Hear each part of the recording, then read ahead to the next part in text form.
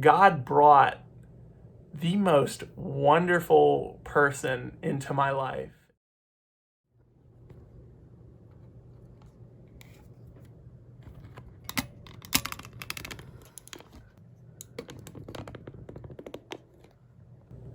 I am finally back. This past year, these past 8 months that I have been away from home have been simultaneously the worst and best thing that has probably ever happened to me.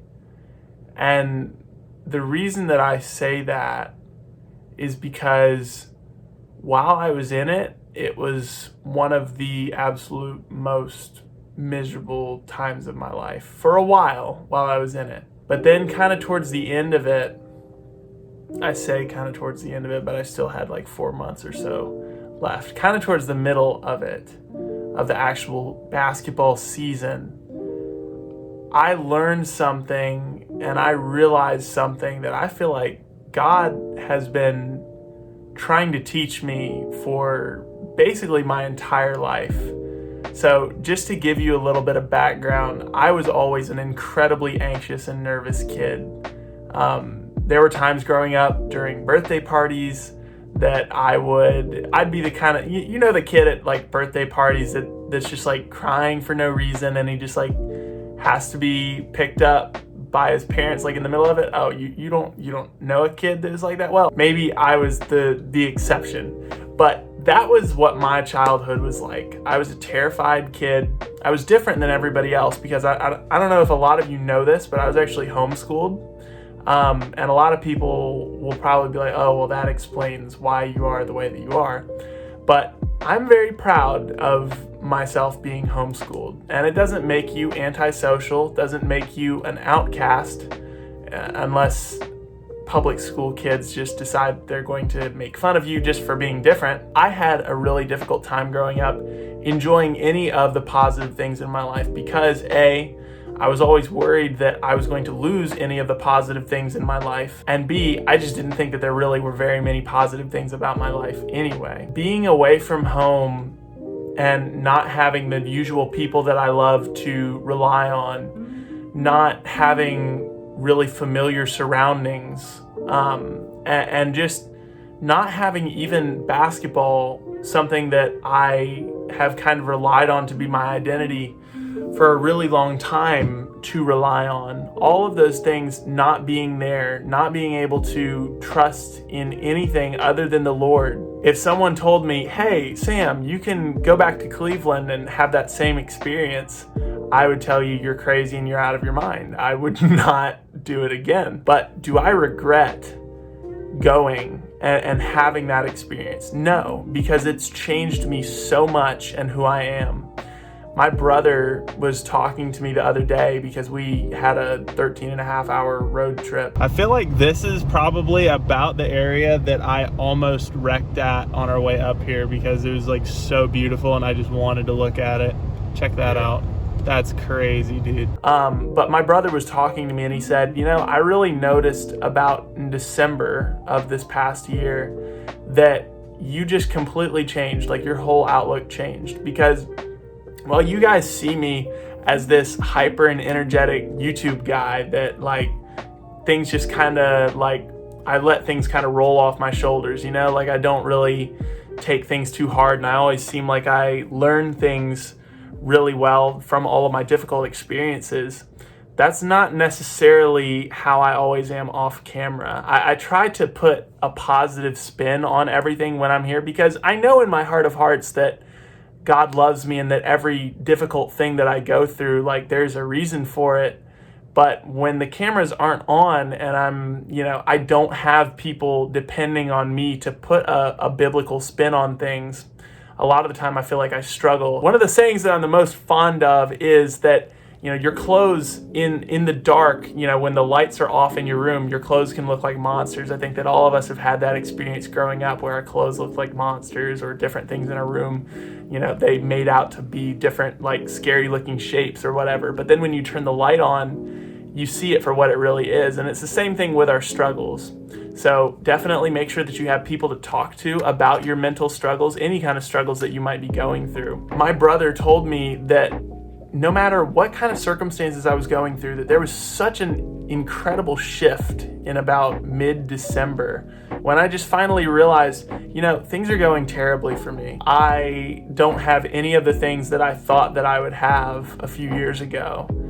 But for some reason, I was more happy and more joyful during that time than I've really truly been in my life. And the reason that I say that is because, sure, you might go through times in life where you have a lot of material stuff and that might give you temporary happiness. But there's a difference between happiness and joy. Joy is something that it really doesn't matter your circumstances. So that's why I believe it's Philippians where Paul was writing from prison, which is one of the most joyful books, I believe, in the Bible. I'm pretty sure. Your joy does not depend on your circumstances. That's a complete lie from Satan. You can be joyful anytime. And that's something that I really experienced because I was a starter for most of the year. And then I started playing really poorly and I lost my starting spot. And that's something that I've always really struggled with, is my pride. So anytime I wasn't the one starting and someone else, started in front of me, or I didn't get very much playing time, or I got in the game and I just absolutely stunk, that really, really bothered me. And it was the type of deal where I just felt like I couldn't eat, I couldn't sleep. I just would lay awake at night just being so mad and so upset and just so depressed. And what is the point of getting up and going to these 2 and 3 hour practices, going to class every morning, just going through this daily stuff for 6 minutes of playing time? And that's when I feel like my character really just underwent a lot of work, was when I just completely, it was like it literally felt like there was nothing to live for. I just felt like everything that I do doesn't make a difference. And when you get into that kind of position, and I remember, and not to compare my situation to the Holocaust, because obviously that's 100 billion times worse, but in the Holocaust, people realized when they kind of got to their breaking point and they went past their breaking point, that could either break you or it could give you a completely new outlook on things and just completely change your view of the world permanently. And that's something that I would really challenge you with coming from this video, is when you go through a situation that's really difficult and you go through a situation that just feels like it's beyond your limits, like it makes you feel like you're literally going to lose your mind, like you're not capable of going past this, you can allow one of two things to happen. You can completely change who you are in order to meet the challenge that you have, or you can allow it to break you, allow it to defeat you. I felt like in my past, I have allowed things to just completely defeat me, and I've done things that I didn't feel like were who I was. I completely allowed things to shape me, and I think that I really truly realized in December of last year that I didn't want to do that anymore. I didn't want to allow that to be my story, that every time I was faced with a challenge, that I let it break me and I let it make me spiral into depression or into just feeling really sorry for myself. And let me tell you that God did such amazing things when I finally got out of that.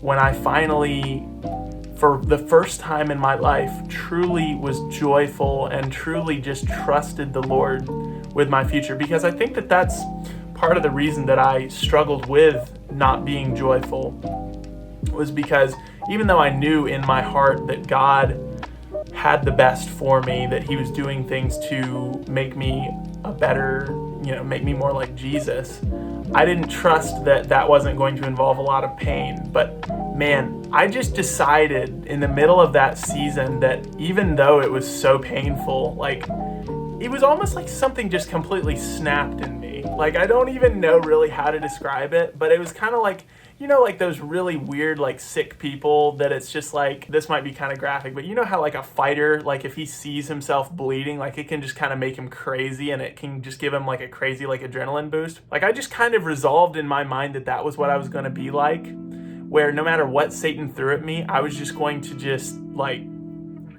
get up and be stronger than ever before and just embrace it. And that's what I'm saying. Like, just embrace the pain, embrace all of the terrible stuff in your life. More than anything, allow the Lord to fight your battles and really trust him that this pain is going to result in something. With all of that pain, I felt like once I finally learned that lesson and I allowed myself to I allowed the joy of the Lord, because that's what it really is. Like, we're stubborn and like we don't allow the Lord to do what he wants with our lives sometimes, I feel like. And once I finally did that, once I finally accepted that, God brought the most wonderful person into my life. And one day I really look forward to sharing with you guys about that person. But she is so unbelievably special, like so unbelievably special, and I cannot wait to share more about her. It really truly is amazing what God does when you just truly let go and you truly do what he wants. See, God doesn't want us to be afraid. God doesn't want us to be anxious and depressed. In fact, one of the most commanded things in the Bible is do not be afraid.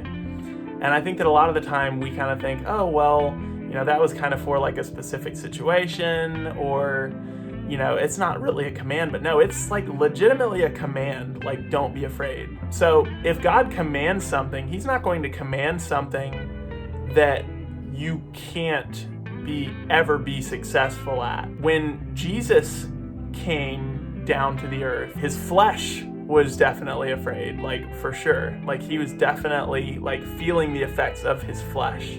But as far as actually being afraid, like we do not need to be afraid. Like it is literally commanded. We have to trace back the root of our fear. So while Cleveland was a terrifying experience for me, like I'm just being honest, it was terrifying. If I had known that God was going to get me through that God was going to turn me into a better version of myself, a version of myself that was more like Jesus, I think that I would have had a much better mindset from the start. Jesus is going to get us through this and is going to help us to become more like him through it. If we can get that through to our heads, if we can really truly believe it in our hearts, that we'll be able to face our futures with a lot more confidence. If this video really helped you, please leave a comment and talk about maybe you have a really difficult situation that you got through recently, and I would love to hear about that. I'll see you guys next Saturday. Thanks, guys.